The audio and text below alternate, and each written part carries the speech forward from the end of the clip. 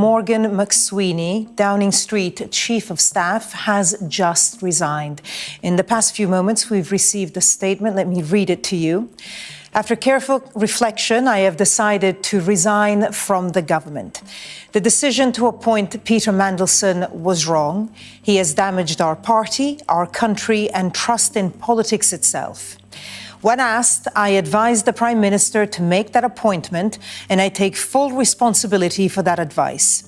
In public life, responsibility must be owned when it matters most, not just when it is most convenient. In the circumstances, the only honourable course is to step aside.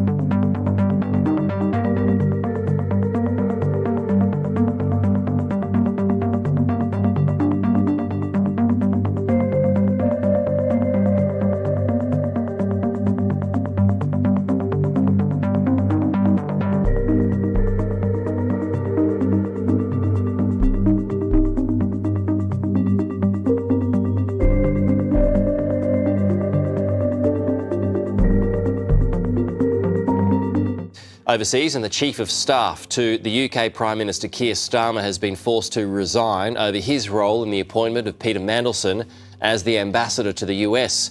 Morgan McSweeney had previously been credited by the UK's leader as being pivotal for helping bringing Labor back to power in 2024. But he'd been under growing pressure after a number of Labor MPs called for him to be removed from his role. As jubilant Labour supporters cheered Sir Keir Starmer into number 10, there in the crowd, the man critical to his victory, Morgan McSweeney. The Downing Street Chief of Staff may not be a familiar face, but his departure leaves the Prime Minister at a crossroads. The important thing to understand is Keir Starmer has never thought seriously about running for the leadership of the Labour Party, about leading the Labour Party, or about being Prime Minister without Morgan McSweeney being at his side. Keir Starmer took his directions from Morgan McSweeney. He deferred to Morgan McSweeney on all questions of political strategy, and that's how he became Prime Minister. That key aide now gone because of his relationship with this man, Peter Mandelson, someone described as a mentor to McSweeney from his early days as a Labour staffer. The advisor is said to have been central in pushing for the controversial ex-minister's appointment as US ambassador, something he's now paid for with his job. But who is Morgan McSweeney? Born in County Cork, he moved to London aged 17, joining Labour as a junior staffer after Tony Blair's 1997 victory. It shaped his view that Labour could only win from the centre. He cut his teeth in London politics, winning Lambeth Council for Labour and then seeing off a challenge from the BNP in Barking and Dagenham in East London. After Labour's defeat in 2015, he ran the failed campaign of Liz Kendall to be party leader, but it was Jeremy Corbyn who triumphed and veered the party to the left. Those years McSweeney spent working on who the party would accept as the next leader. And armed with a list of left-wing pledges, it was to be Sir Keir Starmer. Starmer was perfect. They then put these 10 pledges to the membership in his leadership campaign, and almost which were effectively the economic and social policies of Corbynism. They're very good at factional infighting and winning power. The trouble is they're not skilled or interested in knowing how to run a country and for what purpose, and we're finding that out now. 15,529. This was a big moment. Labour's disastrous defeat and Boris Johnson's triumph at the Hartlepool by-election in 2021. Starmer considered resigning as leader, but instead he put McSweeny in charge of the general election campaign, and things started to change. As Labour soared in the polls, the message was disciplined, caution on the economy and security. Starmer won a stunning majority, gaining over 200 seats.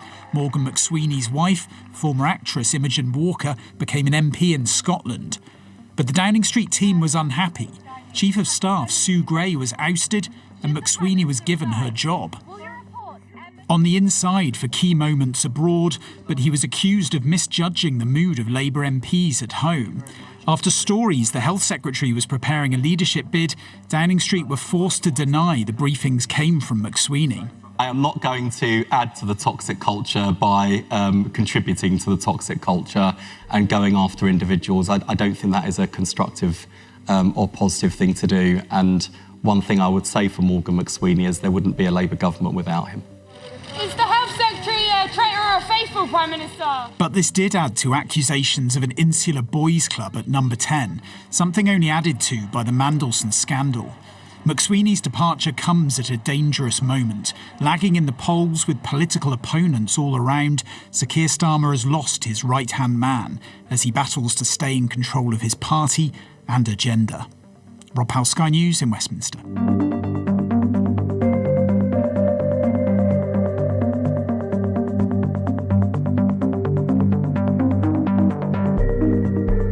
UK Prime Minister Keir Starmer's leadership looks untenable after revelations he appointed Peter Mandelson as ambassador to the US despite knowing of his links to Jeffrey Epstein. I do note Mandelson denies any wrongdoing. But a couple of things have happened over the last 24 hours to heap more pressure on Keir Starmer. It's been revealed Mandelson received a taxpayer-funded payout worth tens of thousands of pounds after being sacked for his links to Epstein. And Britain's Foreign Secretary David Lammy has reportedly turned on Keir Starmer, claiming he warned him about appointing Peter Mandelson, who was nicknamed the Prince of Darkness because of his links to Epstein. Joining me now is GB News host Alex Armstrong. Alex, talk me through these developments. Are they the final nails in Starmer's coffin? He's absolutely finished. He really, really is. It is so bad for the Prime Minister right now. He is on the front page of every national newspaper for the 5th, 6th day in a row now. You just cannot state how bad it is, James. It really is something else. The Prime Minister, of course, is judgment, who is meant to be this forensic lawyer, by the way. That's what we were all sold as when we bought into his government and he won this landslide majority. We were all told he wasn't going to be as bad as Boris Johnson. He'd be sleaze-free. But this has been one of the sleaziest governments in history. I mean, you've only got to look at the title, Prince of Darkness, to know that this man was not somebody you appoint to the highest, most sensitive diplomatic office in Britain, the US ambassador to the United States, which is what Lord Peter Mandelson was. The problem is, James, is that the Prime Minister failed to act time and time again. He was warned prior to the appointment. He got a massive security vet in which he had to admit in Prime Minister's questions just this week gone by that he knew that Mandelson and Epstein had a relationship, which is bad enough, right? Then there's the litany of scandals that have followed Peter Mandelson throughout his career. He's been sacked twice from government. So the Prime Minister is really on the ropes. And if you were just talking about David Lammy, who's now the Deputy Prime Minister of Great Britain and Northern Ireland, he's plunged the knife directly into the back of the Prime Minister on the front pages. But it's not just him. It's Angela Rayner, the former Deputy Prime Minister. It's his Deputy Labour leader who is plunging the knife in another newspaper. There is bigwigs from across the Labour government, previous Labour governments, who are all now trying to clear their names of any involvement in this matter so they can have a run at the Labour leadership, which will inevitably make them Prime Minister. This is really, really bad for Keir Starmer. I suspect he will be gone very, very soon, James. Honestly, this is terminal for the Prime Minister.